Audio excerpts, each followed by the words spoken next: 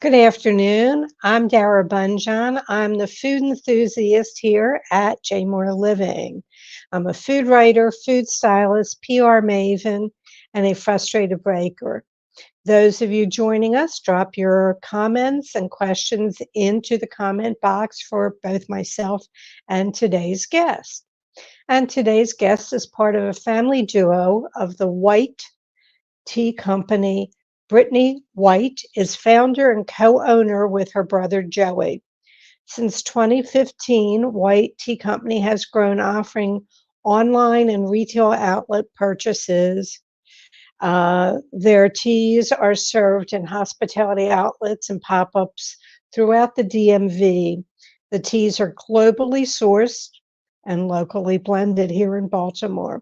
The Wight Tea Company is a woman, LGBT, and family-owned business. Let's bring in Brittany. And our fingers are crossed, everyone. We had like a real technical blip right before going on air, so fingers are crossed. Yay. Well, hello, Brittany, and what's on your plate today other than doing the show? Hi, Dara. On my plate today, we had a meeting this morning at the Hotel Revival talking about an upcoming high tea for Preakness. And on the lower end of things, our warehouse flooded last night. And so we have some moving to do after this. Where is the warehouse? Is it? It's on the Falls. It's on Falls Road along the Falls River, and it's not flooding because of the river. It's flooding because of the groundwater coming up through the foundation. Yeah. But most product I basically is lifted Exactly. We knew it was happening though, so we took care of everything we needed to do beforehand. Yeah. Smart business people. Think about everything that could go wrong and figure out what you would do, and then you're prepared rather than going right. Well prepared. I want to give you kudos. I just got a press release from the Lord Baltimore Hotel stating that Wight Teas, and everyone that's WIGHT, Wight Teas are being added to this famous Baltimore historical hotel, the Lord Baltimore, for their Lord Baltimore Bistro and their bakery. And they're featuring Baltimore-based products and great, everybody's out there championing you. I'm so happy to be part of that. Yeah. So let's go back. It's 2015. You were having tea with your brother, who is 7 years older. Younger. He's younger than me. Younger. Okay. Yes. So I'm the older sister. Oh, okay. I'm sorry here. My little rolling pad broke, so I have to drag myself in here. So there's a 7 years difference. Maybe you weren't so close as you put it. Here's the moment you're sitting down, or you're both having a cup of tea. Tell me about that aha moment. I believe that my mom was the one who first suggested it. Joey had introduced me to tea, and that is how we became friends. So it was our connection point, and we really grew to love and learn about tea together. And I think my mom just offhandedly had mentioned, why don't you guys start a tea business? And we laughed it off. And as the years kept going and we were making our own tea blends for each other, we were like, actually, this might be a good idea. And we started talking about it more and more. And finally, I decided, if we're going to do something about it, we need something that makes us do it. And so I was researching, I was talking to other local businesses to see if they had any recommendations for me. And I just signed us up for a little pop-up market, and that was going to be our go. So we signed up and we had a deadline. Well, you need something. You need that impetus, and you put it out there for you. I noticed on LinkedIn that you had worked at Teavana. We did, yes. We actually both worked there at different times. This was pre-Starbucks sale. Okay, so Teavana,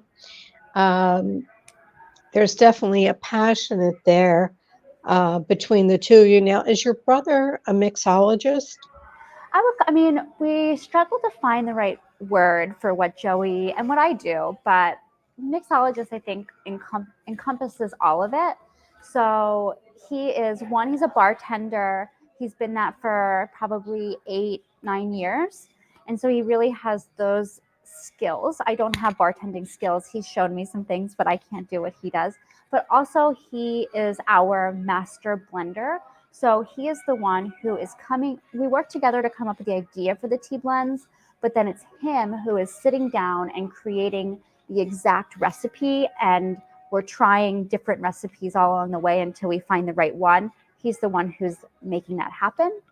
And then he also is the one who, actually, I'm going to end it there. He's the one who's creating the blends. He's creating the flavor profiles, etc.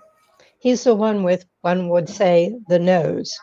Exactly. I have the ideas. He has the skills. The skill set. Okay. Yeah. So when you started out, what was on the original vision board? What were your hopes? So our hopes were so much different than what they are now. We originally thought we wanted to be a ready-to-drink company, so like canned beverages. And we really just had smaller goals of being Baltimore's, I guess, essentially Baltimore's Zeke's Coffee, where everybody recognized us. We were the tea of Baltimore. And that's still our dream. And that's still part of our goal, but we have much larger and broader visions now. Well, I know that you were in Whitehall Market, you had a retail outlet, and people could come and get the teas, a hot tea or an iced tea. We're changing the way people think about tea and we started really with that space because we were able to present tea beyond just hot and iced. We do, and in that space, we were doing tea-infused baked goods. We were doing tea-infused savory items as well, cocktails, mocktails, and nitro teas, tea spritzers, you name it. We were making something tea-infused. Years ago, I met through ISCP Kathy Gold. I don't know if Cynthia Gold. I don't know if you've ever heard of her. Mm-hmm. She is a tea sommelier, and she also teaches teas at Specialty Tea Institute. And this is 20 years ago, and she had a book that came out and she worked at maybe Copley Hotel in Boston. I'm trying to remember. Okay. And I had never heard of a tea sommelier. It's a real thing, sommelier. Yeah. Right. It really is out there. So neither one of you, I jump around, learn that. Oh, yeah. I just have notes. So neither one of you really had any business experience other than working for other people. Correct. So we worked so many jobs. I think it really built our unique skill set. Everything from hospitality industry in so many capacities, whether it was being a server, a bartender, a hostess. I also worked in market research, so I built that background. I've worked for so many small businesses, as has Joey, that we've learned all these little pieces that are part of a small business that helped us. I guess it built our structure. It built our structure. We knew exactly what we needed. I have a design degree. Joey's in finance, so we've just been piecing things together, and we really complement each other, where one person is strong, the other person is weak, and vice versa. Right. I saw because your packaging has changed recently, yes. And a lot of time went into what the packaging looks like as opposed to what was originally. But I got a kick about it because you were talking about a certain typeset. I don't know why I use this typeset. So-and-so's using it. It's not something the average person would notice. And it makes sense after seeing that, you got your degree in graphic design from, I think, University of Baltimore. University of Maryland. Yep. University. Okay, sorry about that. Oh. And It's a blip. And let's talk about, I mean, really a great deal of thought went into the packaging as to how you want to be, how you wanted to be branded. So let's talk about that real quickly. Sure. So, when we first got started, we had no idea. Well, first, we were new to business, so we didn't understand a couple of things like target audiences, etc. And as we just wanted something that looked cool, and we were happy with what we started with. We loved it to start. And then as we kept going, we realized who our audience was, what they were looking for. We realized some of our goals as well. And so when it was time to rebrand, which was several years ago, but it didn't happen until this year, uh, we started thinking about all the things that go into that and that fit that audience, whether it was a box with height, because whether it's on a grocery shelf or in a gift box, you want something that stands out rather than is really small. And we had these like little tea tins. Now they had some height to them. You didn't want it to be too heavy for shipping. You didn't want it to get damaged in the mail either, which really brought us to our boxes. And how big logo is, what was the how our customers could tell the difference between caffeine level and type of tea and flavor of tea. All those things mattered. And so it was a long process that I'm so glad we finally got to take action on. Yeah, it's beautiful packaging. Thank you. It takes me more towards like the Harney style teas. It's Yeah. it's classy. It's eye-catching. They're embossed sides. You're telling stories and how to brew the tea.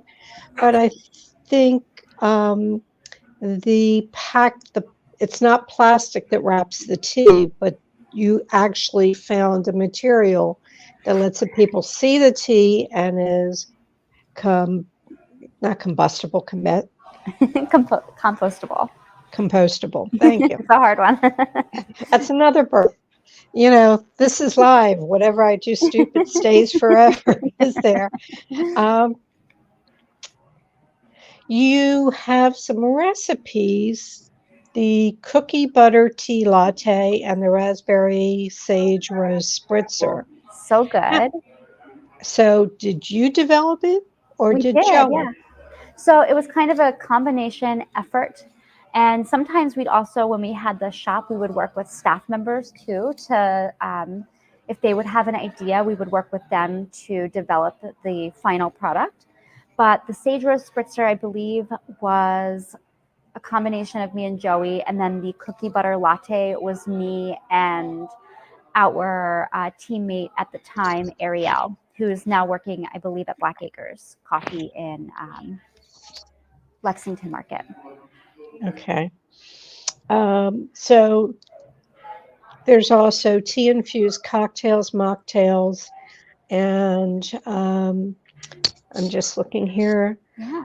I saw on one of your videos, we talked about a common friend, Nona Nielsen Parker, who sort of put us together.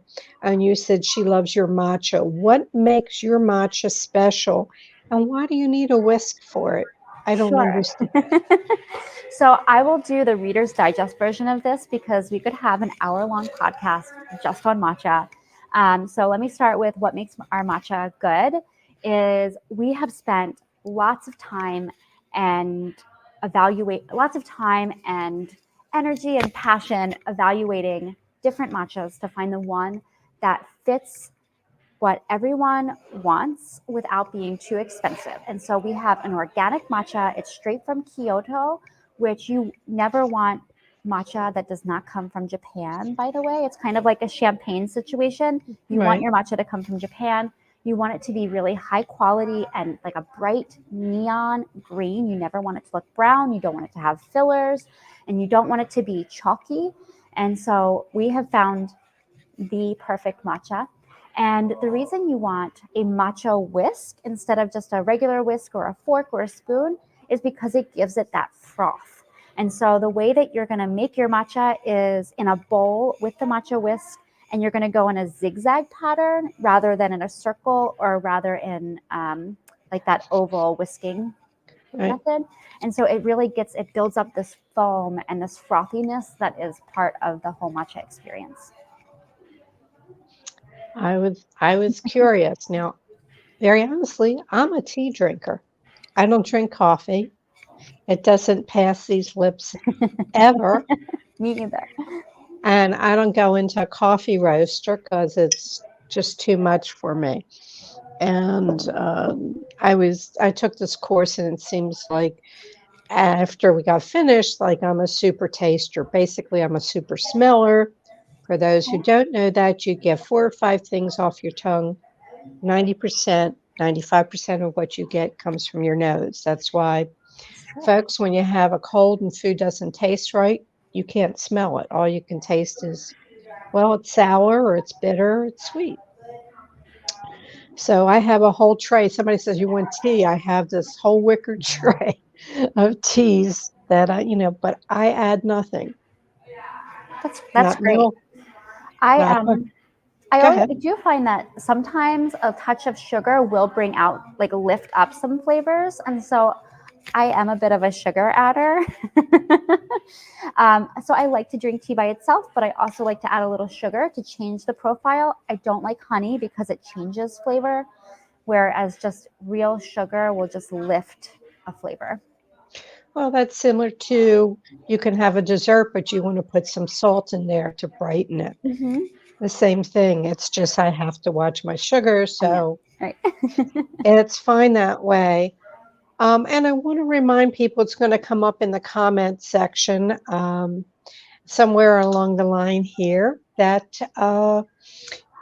it's white tea, Like WIGHT.com, white at white tea, Instagram, Facebook. Are you on any other sites? YouTube? We are on YouTube. I actually have a really wonderful matcha tutorial on YouTube with the whisk. And it's always on any social media. We will always be White Tea Co. So at White Tea Co. And then the website is whitetea.com. Okay. So White Tea Co. Forgive me. Oh, you're fine. And people always add an extra R in our name. Think about white like the color light. Or so think about white like light or might or fight or sight, not like the color white. Yeah, I was so impressed with Women's History Month, and you've been on a couple different panels recently, have you not? I'm getting ready. I'm trying to think of I haven't been specifically on panels recently, but we've been part of, we were mentioned in the top 100 women changing food and beverage in, I think it was internationally. I was number 99. And we were at a panel discussion recently for the Monument Creative Women's Alliance. And we were selling tea there, but we were part of the market. Great. And let's see. Do you have any new blends on the drawing board? So right now we are working on just finishing up our rebrand, etc. I can't wait to start with our new tea blends. However, it's down the line just a little bit. In fact, instead of doing new tea blends right now, we're focusing on bringing on tea bags. So bagged tea is an expensive endeavor.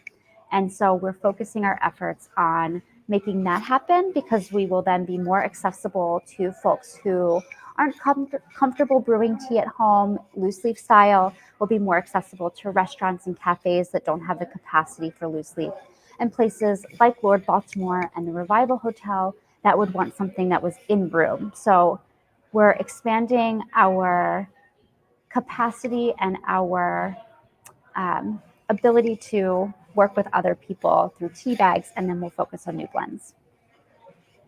That's fine. I'm just being curious. Yes. Was interesting, something I was reading somewhere, your Robios, is it pronounced Robios? It's pronounced rooibos. ribis. Mhm. The ribis tea, I've always known red. I didn't know that there was green, and you have a green. Yes.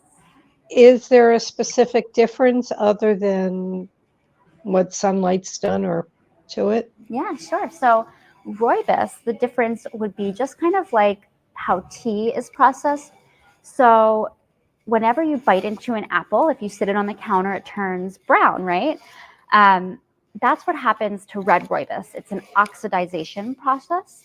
And so the flavor is changed by the chemical changes that happen when it oxidizes. Green Right. rooibos is not allowed to oxidize. So it's a much lighter and brighter flavor versus that rooibos that has been oxidized. And it's like this brilliant, like almost like a paprika red. And it has like a more of like a honey black tea flavor. Where do you see the company in 5 years? Oh, 5 years. So we've been working on our plans for 5 years from the future. And I really hope to be at that point, first of all, nationwide. We've already started expanding into to the Mid-Atlantic region, and I hope to be nationwide in cafes and restaurants by that point. But also, we want to be in co-packing, so making other people, giving them the ability to have bagged tea, etc. So we want the machinery, we want warehouse space, we want to be really starting to take over the world with tea and good tea. Well, that sounds like you have it in mind. I probably could have asked you, where do you see yourself in 10 years? And you're already prepared for that. I don't know. What are your top sellers? So our top sellers would be our lavender Earl Grey black tea. It's huge. Our fireside fig herbal tea, which is a honey bush base. It's really similar to rooibos. It also comes from the Cape of South Africa. And then the third one's always a toss-up. It's always changing, but I would say our blueberry basil or tropical green tea, the tropical cabana, and those, because it's turning to spring, are our top sellers. They are the best to make iced tea with. Great, great. This has been terrific. Now Thank come you. my questions. Yeah, so I Did think you I'm get ready. at least you were advance notice on those, not anything else here. If you wake up tomorrow, what new talent would you like to have? I would love to have the talent of getting to inbox zero. I would love to be able to respond to every email instantly, and I can't do it. I'm at like 5,000 emails, and I'm really going back and trying to skim through all the junk, but sometimes things get lost. I know that one. I do folders for that, and I go back. Me too, and I just get overwhelmed no matter what. I clean it out 3 times a day. Oh, That's bravo, it. beautiful. Because I admire once it's you. gone, yeah, yeah. Okay. If you can go back and give your 18-year-old self a piece of advice, what would it be? It would be to not let the worry of taking a menial job stop me from taking the job, because I was always worried. I would say, my parents would, I've been working since I was maybe 15 or 16. My parents tried to get me started since I was 14, and I would always just be like, I'm never working at a fast food restaurant. I'm never doing this. I don't want to do this. And looking back, I realized that every job I have had has given me something, and I've learned something from it that makes me special and made me realize a passion and made me uniquely able to do something. So whenever I go to build a resume or to build my business, I have something that makes me worth having. Well said. Now, I know you have a family, so you have to be doing some cooking. Is Yeah. there a culinary fail that you'd like to share with us? So as much as I love cooking, I feel like every failure is a learning opportunity. And I always love to go back and readjust. I'm trying to think, my most recent culinary failure was my 2.5-year-old daughter loves to bake with me, but she always wants something very obscure in the moment. And so she wanted a cake, and we didn't have just like a quick cake recipe. And so I tried to make something quickly for her in the air fryer. And my most recent fail was air fryer chocolate cake. It did not work. Well, did she think it was a failure? Absolutely so. Yeah. She did not Okay. eat it. Okay. But she had a great time making it with me.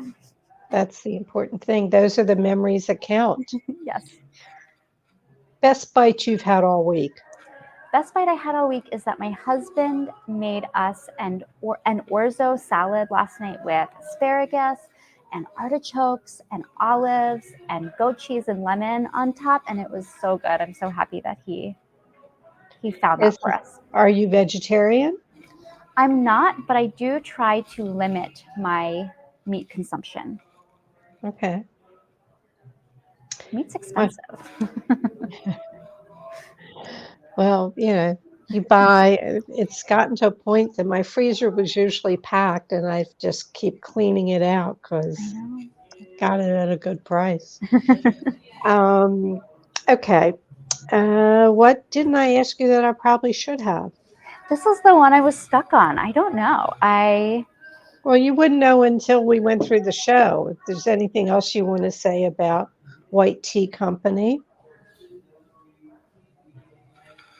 I'm trying to think of how I would pose this even as a question. I guess just as a statement I would make is a lot of people come to us asking what teas are good for what ailments, etc. And I always tell them that White Tea Company is focused on tea for flavor and enjoyment and is meant to be really exciting to drink. We don't help people with their wellness initiatives, and those are always best taken to a holistic person or your doctor. So that's a question we get day in and day out, and I don't mean it in any bad way. No, but that's your branding. Good thing, exactly. So that's what it's about. Tea is good for many things. Our tea is good for enjoying. Perfect. Brittany, you've been a delight, and knock on wood, no technical difficulty. All right, Griffin, you get a gold star. Thank you, Dara. Thank you. We're doing okay. It's a pleasure. Continued success, and hopefully our paths will cross person to person. You've been absolutely charming. Thank you so much. I have a couple things that I need to cover, so Griffin will pop you out. Thank you. Thank you. All right, everyone. If you are in the Baltimore region, sorry, losing the earphone here. Baltimore region, Pierpoint Restaurant chef Nancy Longo and the award-winning Baltimore Sun columnist Dan Rodrigues have joined forces to create a multi-course dinner featuring invasive fishes to the Chesapeake Bay. Expect great food as well as great stories about the mighty Chesapeake. Dates of this dinner, just 2 nights, April 11th and April 12th. The menu will have Chesapeake Bay blue catfish, snakehead fish with crab imperial, Dan and Nancy's co-creation of a Krabby Patty, Baltimore's own chocolate tops, and Smith Island cake. It's $60 per person. And that excludes beverages, tax, and tip. Call Pierpoint Restaurant. I think they have a couple seats left. If you've not done one of Nancy's dinners, they're crazy. Crazy good, crazy fun. Pierpoint Restaurant, call 410-675-2080. That's 410-675-2080 for the Chesapeake Bay Invasive Fish Specialty Dinner at Pierpoint Restaurant on April 11th and April 12th. Next week's show, the guest will be Elise Thomas, founder behind one of the fastest growing gourmet cookie franchises, Cookie Company. Elise's first cookbook is just released. Elise's Home Kitchen, Eat Dessert First, and I showed it last week. I had a chance, I'll show it to you again. It is just coming out. I think the release date will probably be very close to her appearance on the show next week. So if you need to reach me, you can reach me at food@jmoreliving.com or Instagram at Dara Cooks. My Facebook has, you can go on Facebook and find the Food Enthusiast. You will find me there as well. All shows are immediately archived in video form on JMOR's Facebook page and jmoreliving.com. We truly appreciate it when you share our show with friends and family. May your plates always, always remain full. I hope to see you here next Thursday.